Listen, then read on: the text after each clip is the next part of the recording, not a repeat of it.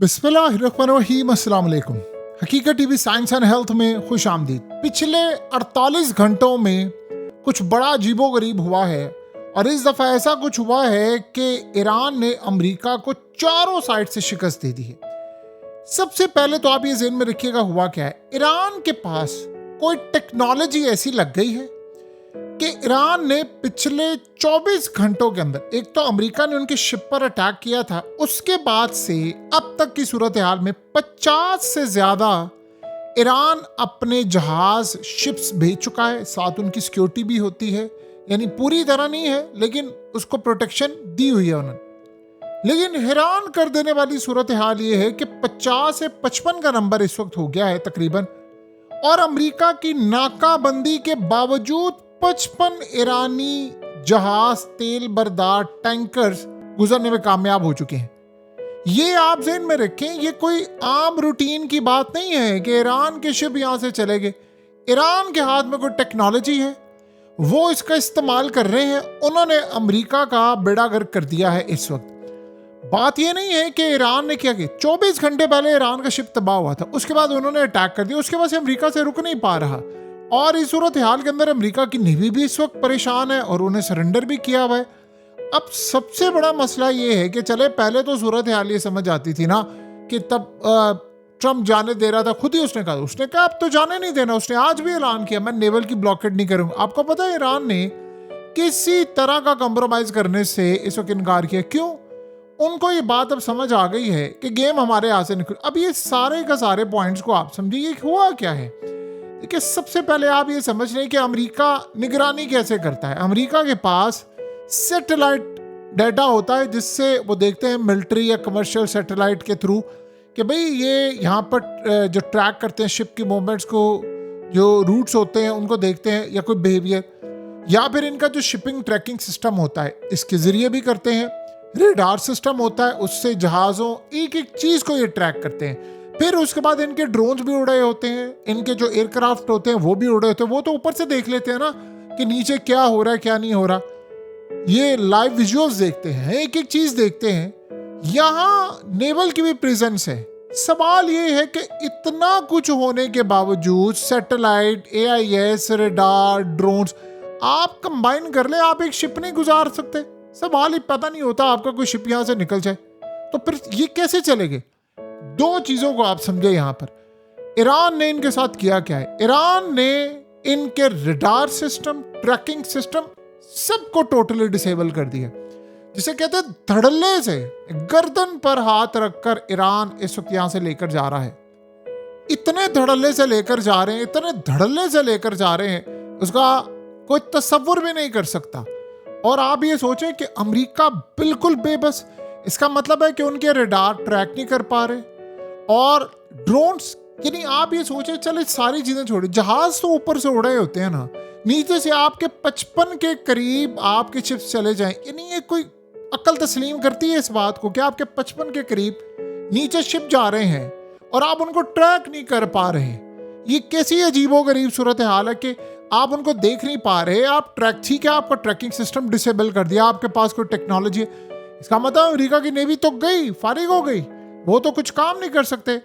देखिए, ये जो ब्लॉकेड था ये नाकाम होना था। इसकी वजूहात कई हैं। सबसे पहले आप सोचें रेडार जैमिंग हो रही है तो वो भी अमेरिका की सैटेलाइट से, यानी आप ये सोच रहे वो देख ही नहीं पा रहे।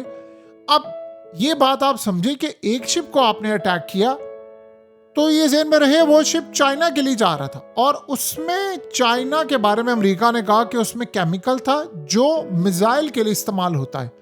उसके बाद से अब तक सवाल ये है कि क्या ये कोई चाइना की टेक्नोलॉजी आई जिससे ये सारा कुछ जैम हो गया है। वो कह रहे हैं जी वो शिप जाते हैं तो अपना ट्रैकिंग सिस्टम ऑफ कर देते हैं। ये बेवकूफ़ाना बात है। एक एक चीज़ अमेरिका के पास होती है वो डिटेक्ट नहीं कर सकता। इसका मतलब है कि वो पूरी तरह उनका सिस्टम डिसेबल कर दिया। ये इसी तरह ही है जैसे ईरान ने मिसाइल मारे तो अमेरिका के डिफेंस सिस्टम, रेडार का काम क्या होता है, दूर से कोई चीज़ आ रही है हज़ारों किलोमीटर से, उसने डिटेक्ट करना है और फिर उसके बाद डिफेंस सिस्टम को अलर्ट करना है, डिफेंस सिस्टम ने उसको देखकर अटैक करना है। ये बेसिकली मामला होता है। तो आप सोचे जो रेडार कतर के अंदर तबाह हुआ था $1.5 अरब का, आज वो $2-2.5 अरब का बनेगा या $3 अरब का, जब भी बना, अगर बना तो। वैसे तो कतर अब ये बेवकूफ़ी नहीं करेगा क्योंकि उनको पता है ये फारिग है, तो सोचें वो अगर तबाह कर दिया फिर क्या हुआ। ये आंखें होती हैं रडार। मसला ये भी है कि एक भी इटालियन, स्पेनिश या फ्रांसीसी शिप अगर अब नाए हॉर्मस में अमेरिकी बहरिया का शिकार बनता है तो अमेरिका के इत्तेहाद पर तो बहुत बड़ा असर पड़ेगा। ये अब इस चक्कर के अंदर उन्होंने ईरान को टारगेट करना था, उन्होंने एक एक चीज को करना था, लेकिन वो नहीं कर पा रहे। सो ईरान रेडार जैमिंग से कई गुना ज्यादा फेवरेबल इस वक्त माहौल उसने पैदा कर दिया है। ईरान के पास कोई टेक्नोलॉजी का लेवल वो आ चुका हुआ है जो अब अमेरिका टिक नहीं पा रहा। देखिए समंदरी निगरानी वो कर रहे हैं, सैटेलाइट से डाटा आ रहा है, कोई चीज उनकी काम नहीं कर पा रही। यानी क्या ऐसी सूरत हाल है कि उनके रेडार पर, उनके सिस्टम पर कुछ नजर ही नहीं आ पा रहा, या उनके सिस्टम सारे डिसेबल हो गए। और अगर वो टॉप से देख रहे हैं कोई शिप नीचे से जा रहा है तो वो शिप नीचे से इवन कि अगर जा भी रहा है तो वो उसको अटैक नहीं कर पा रहे क्योंकि उनके सिस्टम के अंदर गड़बड़ आ गई है। तो ये एक बहुत बहुत बहुत बड़ा झटका है, और ये इतना बड़ा झटका जिसका तसव्वुर भी नहीं। और आप सोचें ईरान पर लगाई हुई है पाबंदियां, तेल उनका जा रहा है, धड़ाधड़ तेल जा रहा है, कोई रोकने को तैयार नहीं। और देखिए सबसे बड़ी सूरत है, ईरान इस वक्त सबसे ज्यादा तबाहकुन मामला ये लेकर आ रहा है कि ये कह रहे हैं कि ईरान अपना जो ट्रैकिंग सिस्टम है उसको ऑफ कर रहा है ताकि आप डिटेक्ट ना कर सके। यानी आप दुनिया को जितनी मर्जी देर तक आप पागल बनाते फिरें कि जी फलाना हो जाएगा, ऐसा हो नहीं पा रहा। आप अगर वो ये कर रहे हैं तो फिर भी आपको डूब के मर जाना चाहिए कि आपकी सारी की सारी प्लानिंग धरी की धरी रह गई है। सो जब ट्रम्प को आप क्या जवाब देंगे? देखिए नेवी उनकी लड़ने को कोई तैयार नहीं है, ये आप ज़हन में रख ले, कोई कॉम्प्रोमाइज करने को तैयार नहीं। ईरान ने अब क्या कहा? ईरान ने ये बड़ा क्लियरली कर दिया है कि जी हमारे साथ इन लोगों ने किया है बहुत बड़ा हाथ, बहुत बड़ा हाथ किया है, और वो इस बात को कतई नहीं भूल पा रहे। उन्होंने कहा कि देखें दुनिया में ये कह रही है कि मुज़ाकरात के लिए नहीं गए, उन्होंने कह दिया कि जी हम मुज़ाकरात के लिए नहीं गए, आप हमसे ये बात पूछ रहे हैं क्या मुज़ाकरात के लिए नहीं गए? हम आपको असल कहानी बताते हैं कि इसमें असल मामला क्या है।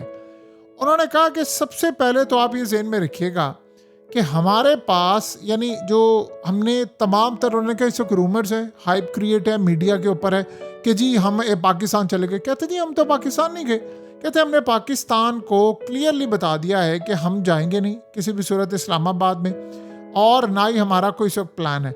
उन्होंने कहा कि पाकिस्तान जब आया मेडिएशन करवाने के लिए, सालसी करवाने के लिए, तो हमने 10 पॉइंट्स दिए पाकिस्तान को, पाकिस्तान ने वो पॉइंट्स आगे अमेरिका को दे दिए। पहले तो अमेरिका माना नहीं, बाद में मान गया तो उन्होंने जंग बंदी हो गई। तो उन्होंने कहा जी अमेरिका ने तैयार हो गया कि ठीक है हम इसी पर बात करेंगे। कहते हैं उसके जैसे ही बात ईरान ने सीज फायर को एक्सेप्ट किया कि जी जंग बंद हो, उसी वक्त से अमेरिका ने वायलेशन करनी शुरू कर दी, अपनी कमिटमेंट जो दी थी। उन्होंने कहा पाकिस्तान ने ये क्लियरली बात की कि अमेरिका ने एक्सेप्ट किया फ्रेमवर्क को, सारा कुछ किया है, लेकिन अमेरिका ने अपने वादे तोड़ने शुरू कर दिए। कहते हैं सबसे पहले लेबनान की सीज फायर हुई, वो उसके बाद उसको तोड़ा, फिर अमरीकियों ने इजराइल के लिए ये तमाम चीज़ें रास्ते खोली। उन्होंने कहा कि उसके बाद आप ये देखिए कि फिर उसके बाद इन्होंने पॉइंट्स हमें गए थे कि आपके 10 पॉइंट्स पर सिर्फ बातचीत होगी। फिर अमेरिका ने हमसे डिमांड करनी शुरू कर दी कि आप ये करें, फलाना करें, ये करें। उन्होंने कहा आप बताएं, हमने इनको कहा था कि हमने जंगबंदी नहीं करनी, हमने कहा था। उन्होंने कहा अच्छा बताएं आपकी शराइत क्या है जिस पर आप जंगबंदी करें। हमने कहा ये 10 शराइत हैं। कहता है उन्होंने कहा अच्छा आ जाओ बात कर लो। जब हम बात करने के लिए आए तो उन्होंने शराइत के साथ अपनी शराइत भी रखना शुरू कर दी। जाहिर सी बात है उनका यानी मामला ये है कि जो शराइत हमने दी उनको, उसके बाद इजराइल ने उनको शराइत दी कि उनकी क्यों तुम मान रहे हो, इनको कहो शराइत का। तो उन्होंने कहा फिर डेडलॉक हो गया। उन्होंने कहा कि उसके बाद हमने इनको बुरी तरह शिकस्त दी, फिर भी उसके बाद अमेरिका ने लिबनान वाला मामला, फिर इस्लामाबाद में बातचीत और सारी चीज़ें, उसके बावजूद फिर भी इन्होंने हमें कहा कि चलो ठीक है बातचीत करो, मामला तय करो, ये तमाम चीज़ें होगी। इजराइल अटैक भी करता रहा। कहते हैं उसके बाद फिर स्ट्रेट ऑफ हॉर्मस इन्होंने कहा आप ओपन कर दें, हम भी ओपन कर देंगे, और उसके बाद बातचीत का माहौल बड़े सीज फायर बढ़ाते हैं। कहते हैं हमने ओपन कर दिया। ईरान के फॉरेन मिनिस्टर ने ऐलान कर दिया, कहते जैसे ही हमने ओपन किया उसके बाद अमेरिका ने आगे से ब्लॉक कर दिया, और अमेरिका अब दुनिया को ही कहता फिर रहे जी ईरान नहीं आ रहा। कहते अब हमने कह दिया अमेरिका को जो मर्जी हो जाए, अब हम नहीं बैठेंगे।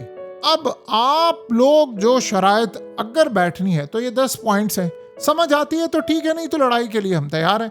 उन्होंने कहा जी हमने किसी सूरत अब इस्लामाबाद नहीं जाना, जब तक हमारी शराइत पर बातचीत नहीं होगी, अमेरिका बातचीत नहीं करेगा, सवाल ही पैदा नहीं होता हम जाएंगे। और ये हमने बिल्कुल फैसला कर लिया फाइनल। सो आप उसके बाद जो मर्जी कहें कि जी जो ऐसी सूरत हाल होगी, हम क्लियरली बता देना चाहते हैं जब तक हमारा मसला हल नहीं होगा।